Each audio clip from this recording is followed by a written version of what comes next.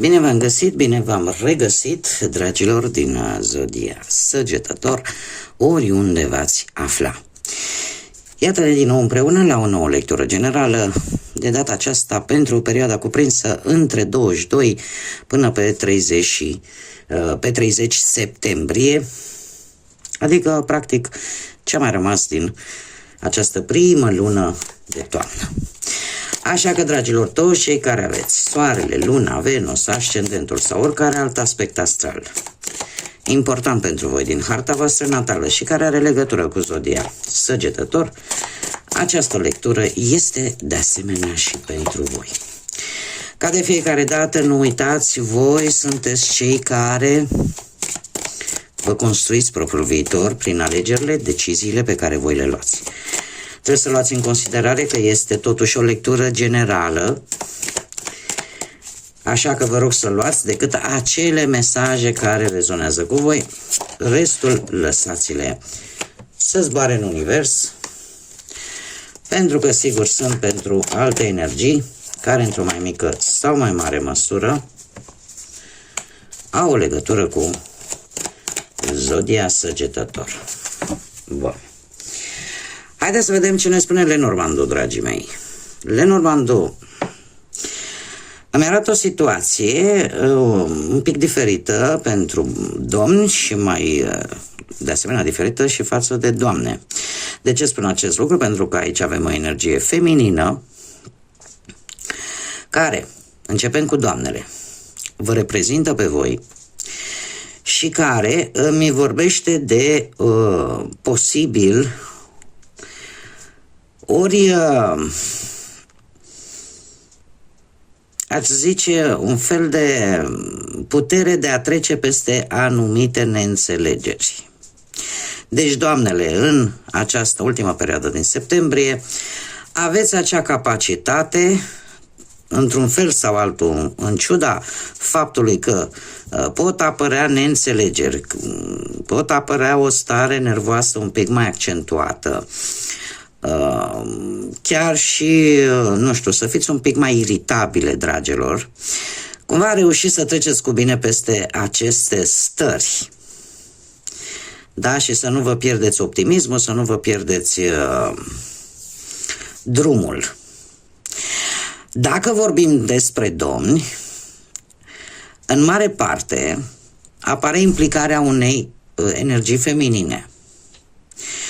Unei energii feminine cu care voi posibil să aveți mici conflicte, mici neînțelegeri, posibil datorită și a unor bârfe,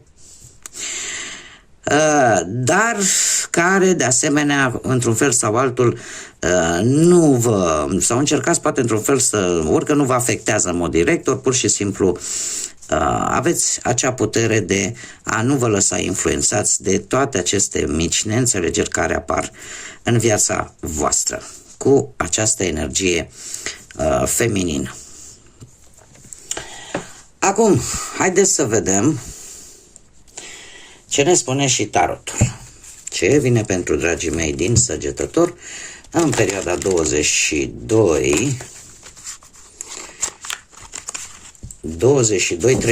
septembrie. Atât pe plan profesional, financiar sau sentimental. Posibil, atât pentru domni cât și pentru doamne, să tot auziți tot felul de ironii, de bârfe, de lucruri în general care de obicei vă supără, dar pe care le veți trata oarecum ori cu indiferență, ori pur și simplu nu vă lăsați afectați de ceea ce veți auzi.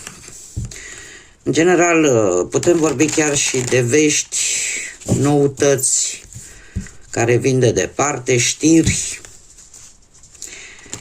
dar care nu vă coboară vibrația, sau voi nu permiteți să vă coboare vibrația. Haideți să vedem ce ne spune tarotul.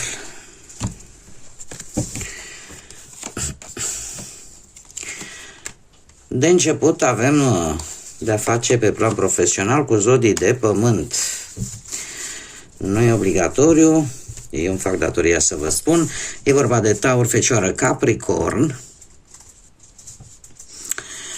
Și faptul că pe planul ăsta profesional, da, mai ales dacă unii dintre voi aveți un ascendent într-o zodie de pământ, cum am mai spus, Taur, Fecioară, Capricorn, cumva sunteți foarte siguri pe voi, foarte ambițioși, aveți o anumită capacitate chiar de a ghida poate și pe alții. Într-un fel sau altul, e posibil să încercați să încheiați printr-o decizie rațională, logică și foarte hotărâtă o anumită problemă relaționată cu munca. Se pare că încă de la începutul acestei perioade îți dai seama că ai capacitatea de a vedea ce șanse ai și de a te adapta la noi persoane, noi situații, noi locuri în ceea ce privește viața profesională. Dacă vorbim de la modul general, se pare că există cineva în anturajul vostru profesional, cineva care într-un fel sau altul să te poată ajuta să obții ori vreun beneficiu la locul de muncă sau chiar un nou job. Lucru care va duce la luarea unei decizii, niște decizii care, mai bine zis o decizie care la un moment dat îți va crea un mic blocaj, dar nu pentru multă vreme, pentru că e posibil ca unii dintre voi să așteptați un răspuns. Să așteptați un răspuns. Eu trebuie să vă spun că în mare parte, dacă toate lucrurile au fost făcute corect, au fost făcute cum trebuie, lucrurile vor ieși bine pentru voi, pentru că veți ieși învingători și veți avea o reușită la nivel profesional cu acest 6 de bâte. Da? Orică vei avea parte de o recunoaștere pentru munca ta, orică vei obține un job poate mai bun chiar decât îți imaginai tu. Cert este că într-adevăr, o decizie hotărătoare, un răspuns pe care voi îl așteptați și care vă cam blochează. Este un paradox aici, pentru că în așteptarea acestui răspuns depinde oarecum decizia voastră, ceva de genul ăsta. Dar din câte văd eu aici, veți ieși victorioși, este ceva care se rezolvă.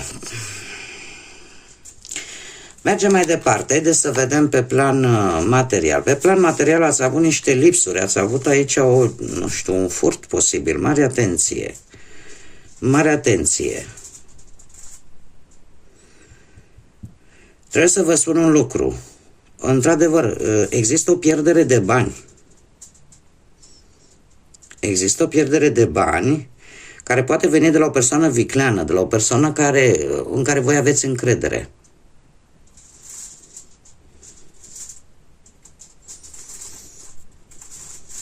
Și este un sprijin pe care unii dintre voi cred că l-au acordat, împinși mai mult emoțional. Și ca să dau un exemplu pentru a mă face înțeleasă, să presupunem, nu știu, că aveți o soră, un frate, un văr, o verișoară, un prieten foarte bun, o prietenă foarte bună și tocmai pentru că voi aveți o legătură emoțională cu această persoană, tindeți să-l ajutați sau să o ajutați în exces, împinși cumva de aceste emoții, de această legătură emoțională, de această conexiune emoțională, mai bine zis, care o aveți cu respectiva persoană, doar că este un sac fără fund. Din păcate. Un sac fără fund. Pentru că, nu știu, orică împrumutați bani, orică există o tentație, hai vino și investește aici că să vezi ce oameni ne facem, lucrurile din punctul ăsta de vedere se pare că nu sunt tocmai corecte, nu sunt tocmai așa cum ar trebui să fie, ceea ce vă va împinge pe voi până la sfârșitul acestei perioade să spuneți până aici. Adică chiar dacă nu se schimbă ceea ce simțiți voi din punct de vedere emoțional vis-a-vis de această persoană, totuși veți spune capăt și veți spune până aici. Deci, mai departe, indiferent cât ați investit voi și cât încredere ați avut, cumva veți, din cauza acestei decepții pe care tocmai v-a provocat-o, veți renunța pur și simplu. Și e posibil, într-adevăr, pierderea asta de bani să fie, într-un fel sau altul, definitivă. Nu știu dacă o să o mai recuperați. Cum, de asemenea, cum am mai spus, apare tentația de a intra în nu știu ce afaceri, în nu știu ce combinații care pot vorbi de un risc financiar destul de major, dar pe care voi veți zice, știi ce, eu nu mai mă risc cu nimeni. Eu cred că este o decizie înțeleaptă din punctul meu de vedere. Asta nu înseamnă că oricum voi ați pierdut ceva din conexiunea asta emoțională pe care ați avut-o cu respectiva persoană. Ceva aici s-a cam dus. Da? Avem deja 3 cupe dărâmate. Au mai rămas într-adevăr încă 5, dar cumva, logic, în momentul în care cineva îți înșeală încrederea, nu este tocmai de dorit. Ce simți după? Deci, pe partea asta banilor, cumva veți pune capăt unei situații care vă cam lasă fără bănuți. Haideți să vedem pe plan sentimental. Pe plan sentimental vorbim de cei care sunteți deja într-o pereche, formați o relație. Dragilor, dragi, avem zodia Pești, nu știu dacă rezonează cu vreunii dintre voi. Acest 9 de monede, un 9 de monede care îmi spune că în principal voi vă doriți sau gândiți ca relația voastră să fie cât mai echilibrată și echilibrată nu numai la exterior, da? Să fie per total, să existe un echilibru în relația voastră. E posibil de curând să fie avut parte de o reușită, dar o reușită a voastră personală. Da, exact ca și cum, da, vine soțul, soția acasă și zice, domne, uite, am avansat la muncă sau uite, am câștigat un bonus. Da? E un câștig la nivel personal. Treaba este că după toate aceste lucruri ceva se întâmplă. Există aici și un pic de un strop de egoism. Nu știu dacă din partea voastră sau din partea persoanei de interes pentru voi. Cert este că următoarea perioadă va fi o perioadă destul de complicată.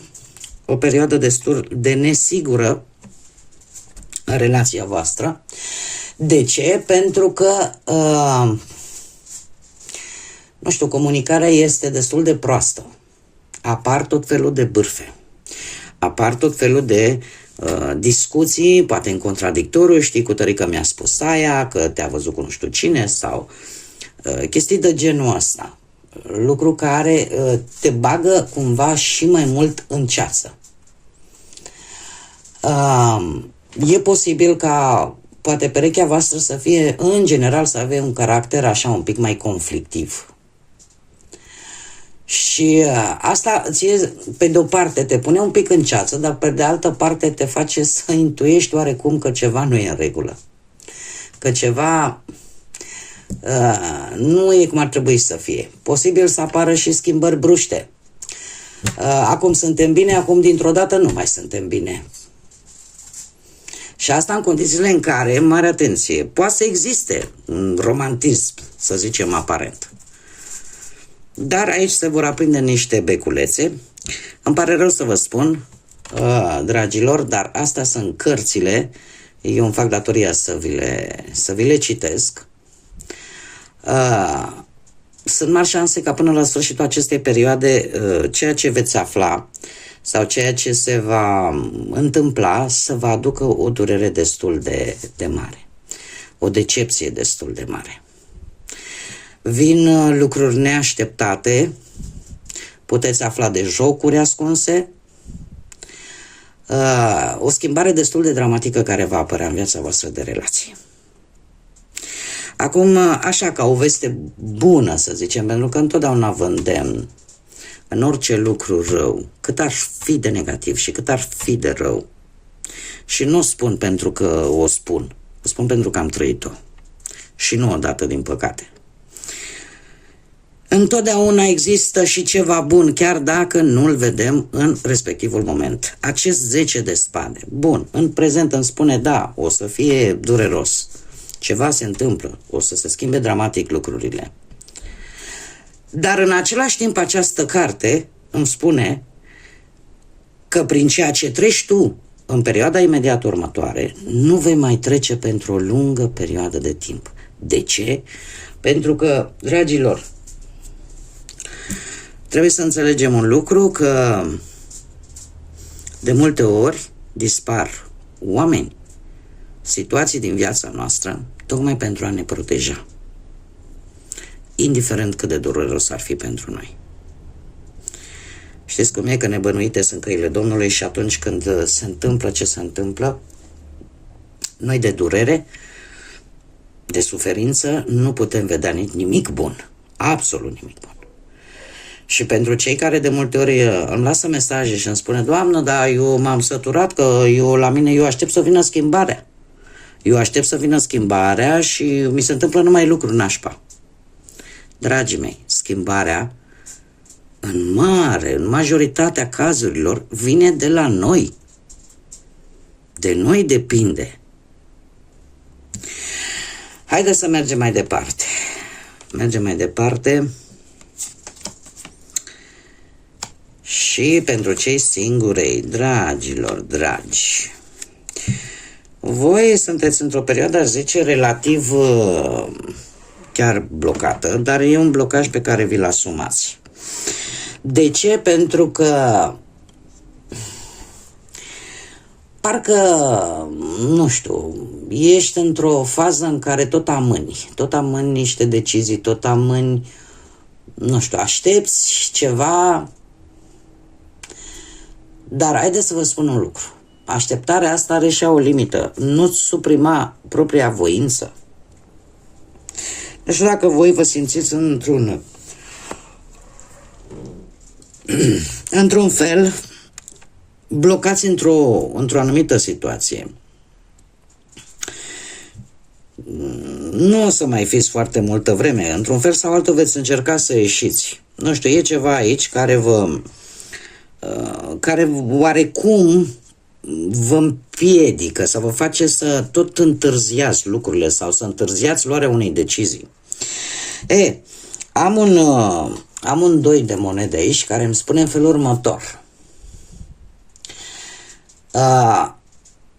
Apare la un moment dat, în această perioadă, necesitatea aceea de a avea viața un pic mai echilibrată și în mod special viața sentimentală, că despre asta vorbim pentru cei singuri.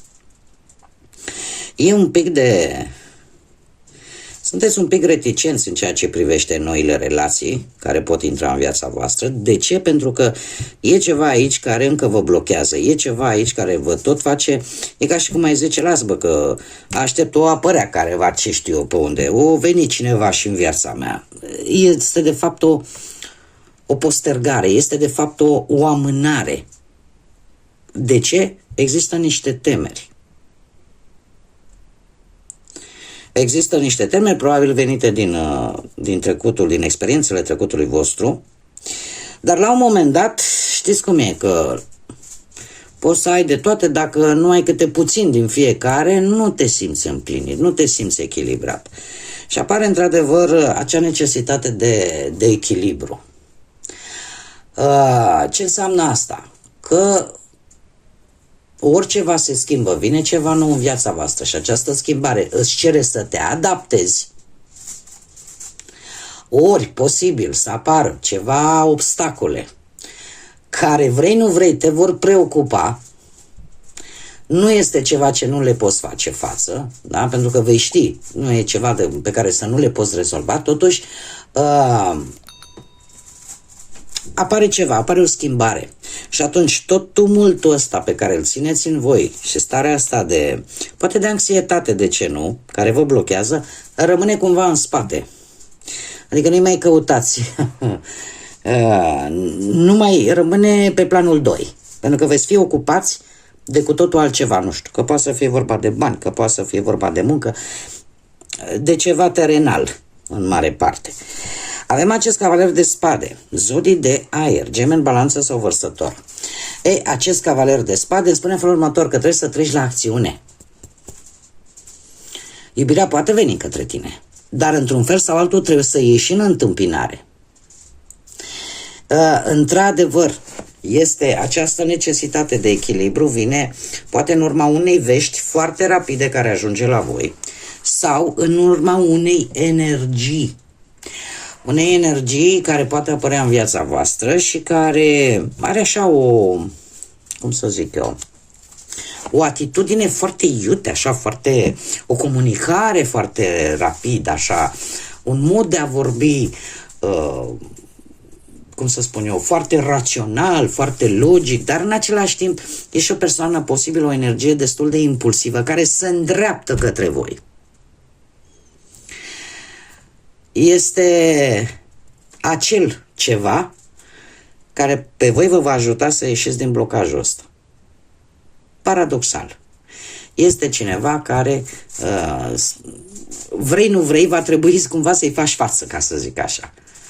Și care te ajută un pic să treci la acțiune. Este adevărat și cu sfatul, domne, acum nu te arunci chiar cu capul înainte, fără să te uiți unde te arunci, da? Adică trebuie să fiți cât mai echilibrați, cât mai responsabili, ceea ce eu cred că se va întâmpla, mai ales faza asta cu echilibru. Dar aici ceva vă va scoate din această stare care va cădea cumva pe planul 2.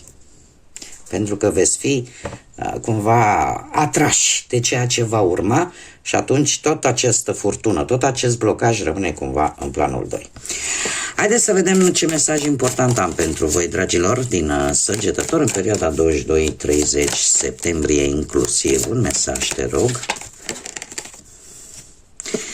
Uite ce mesaj frumos. Avem numărul 2. Numărul 2, care ne vorbește de o pereche, dar în același timp ne vorbește și de dualitate umană. Ne vorbește de necesitatea aceea de a trăi în pereche, exact ce vă spuneam.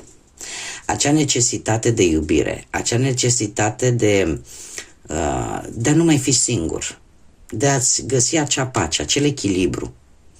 Și foarte important, numărul 2 este guvernat de lună și asta îmi vorbește tare mult de intuiție, îmi vorbește de un avans către armonie.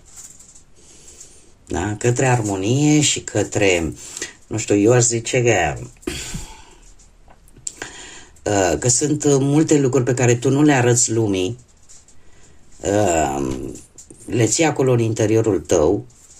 Pentru unii acest număr poate reprezenta mama sau o persoană maternă în general, cu care probabil în această perioadă vei căuta niște răspunsuri la acest, nu știu, la mamă sau la acest personaj matern, da, la frământările tale. Și un pic de inclinație aș spune către spiritual, așa.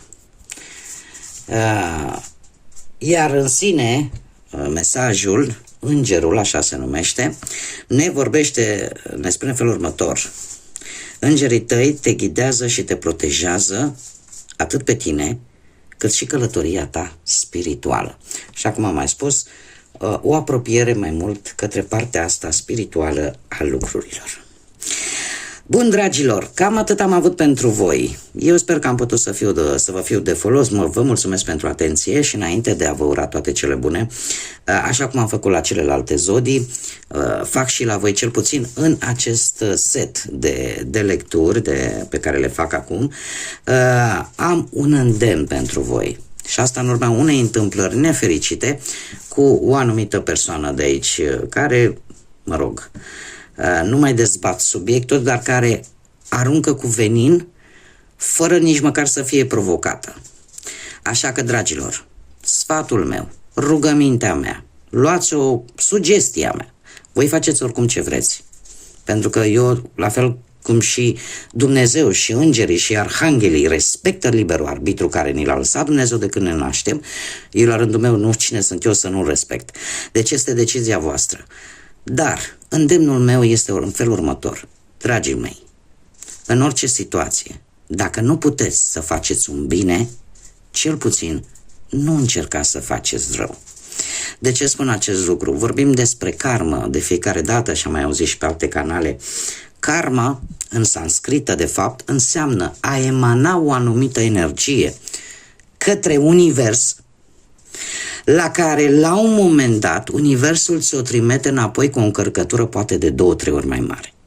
Așa că, dragilor, eu chiar țin la voi, emanați în univers bunătate, energie pozitivă și indiferent cât de greu vă va părea de crezut, la un moment dat această energie se va întoarce la voi înzecit.